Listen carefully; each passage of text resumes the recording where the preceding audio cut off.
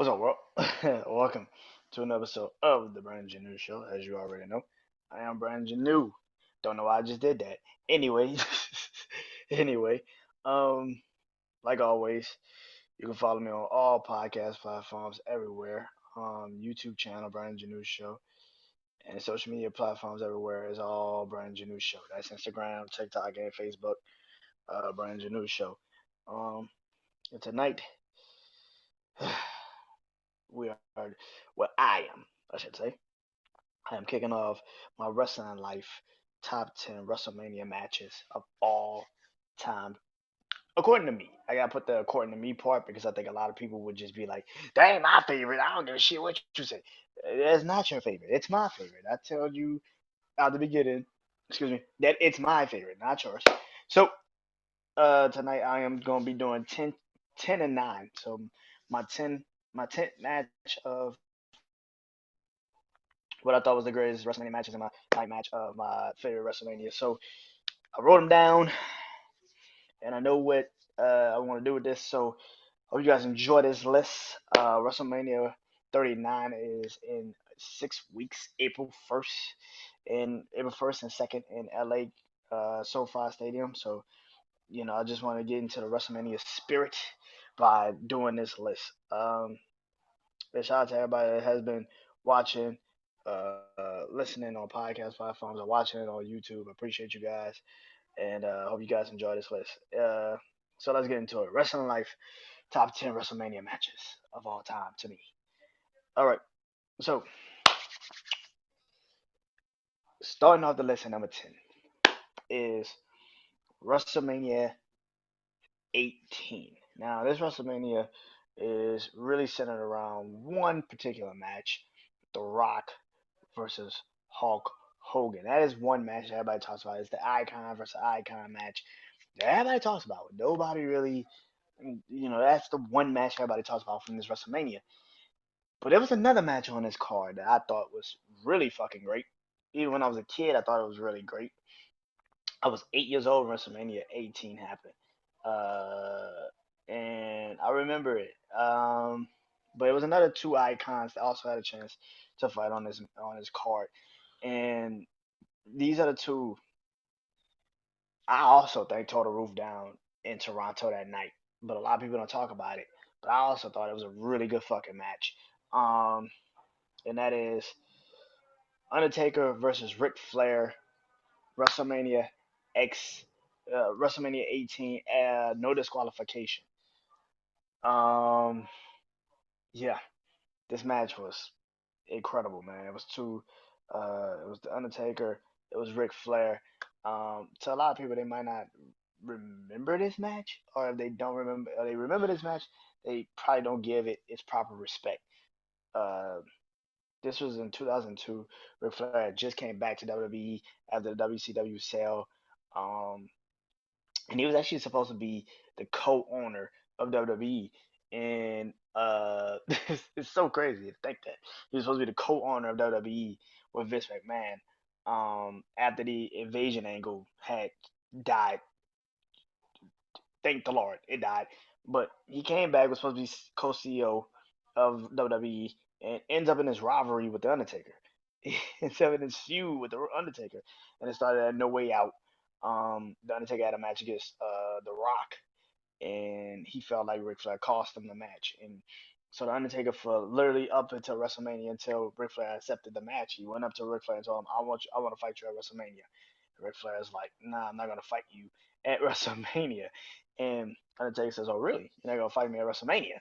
Okay." And then he just goes on a war page beating the shit out of Ric Flair's best friend, Arn Anderson, for Horseman, legend, and his late son, uh, David Flair.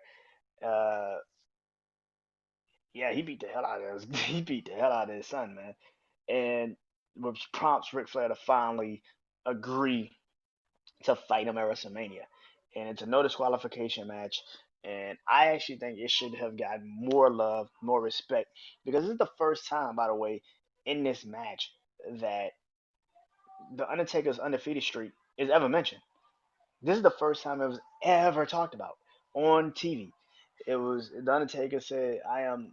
What he said, "I'm 9-0 at WrestleMania, and after I beat you, I'll be 10-0." This is the first time the streak was ever mentioned on TV, and we'll go on for another decade to pretty much supersede any other match on WrestleMania was the streak. And Undertaker and Ric Flair went out there and did a great job, man. It was a bloody match.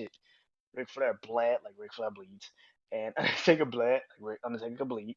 And it was such a good match. Anderson comes out there, hits Undertaker with a spine buster, uh, to the point where Undertaker then gets up and beats the hell out of Arn Anderson, and then he beats the hell out of Ric Flair, and, and then he just ends it.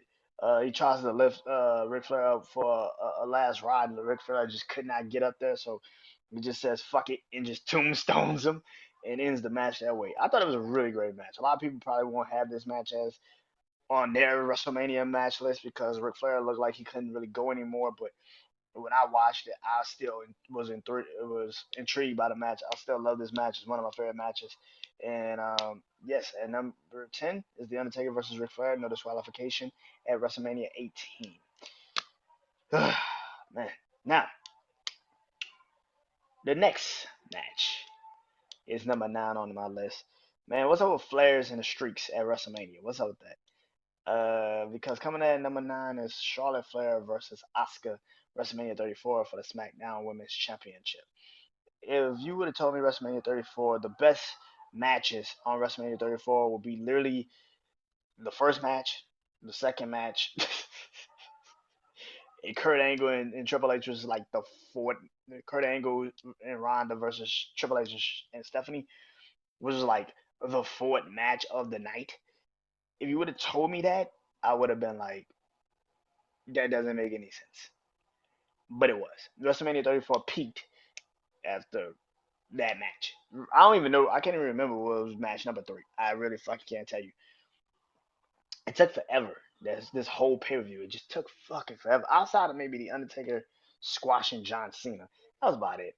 But I could have easily put the Intercontinental Championship match on here, the triple threat match. But I was like, nah. I like the second match, Charlotte and Asuka, because Charlotte hasn't really had a lot of great WrestleMania matches. I know people that don't understand. Like Charlotte has not had a lot of great WrestleMania matches. Her first WrestleMania was WrestleMania 32 when she fought Becky and Sasha for the women's championship. It was the first time the women's title was brought back into WWE because it was the Divas title for so long. So the women's title was brought back. She beat Sasha and Becky. It wasn't a great match. WrestleMania 32 sucked as a pay per view. Let's just get real. WrestleMania 33, she was in a fatal 4-way elimination match with Sasha again, but this time it was Bayley and Nia Jackson. It was elimination, and it sucked. That match sucked too. And also that pay per view took forever. It was just a long ass drugged out match. Oh my god. Then WrestleMania 35 was, of course, the winner takes all match between Becky, Ronda, and her. Which again, great match. It just took forever to get to the fucking main event. WrestleMania 36 was the pandemic WrestleMania, which is why her and Rhea Ripley are fighting at this WrestleMania because they didn't fight. They fought at WrestleMania 36 in the pandemic, which again, I don't know why Vince McMahon booked Charlotte to beat Rhea in for the NXT title when you know damn well Charlotte's not gonna be on NXT. It was kind of stupid, but I digress. And she missed WrestleMania 37 and ended up going to. But WrestleMania 38 was her and Ronda Rousey, and I think WWE fucking missed the opportunity to capitalize on Ronda and Becky and Charlotte and Bianca. It would have been a fucking obvious choice since those are two easy picks. You would have got two feuds that a lot of people would have loved to see, but you completely fucking bungled that. I have no idea how Vince McMahon. Excuse me. I actually do know how Vince McMahon bungled that. But anyway, but Charlotte never had a really good fucking WrestleMania match, like ever, like one on one until WrestleMania 34. WrestleMania 34 was beautiful. It was Charlotte Flair, one of the best women workers in the business, versus Asuka, who at this time, like I said, just like the Undertaker, her streak, Asuka was literally undefeated for like 2.5 years. She got so great that when she got called up to the main roster, They literally had to make her vacate the damn title. She had to relinquish the title, not because she got injured or anything, because she got called up to the main fucking roster. It was just like she was just so fucking great. And she left NXT, goes to there, she wins the first women's Royal Rumble. She wins it, goes against Charlotte. And then at WrestleMania 34, I watched this match a couple weeks ago just to see if I was crazy if this match wasn't. It was fucking fantastic. It was a great fucking match. Asuka literally countered Charlotte's moonsault out the fucking air. She fucking literally just turned her hips and caught her and fucking put her in a triangle choke.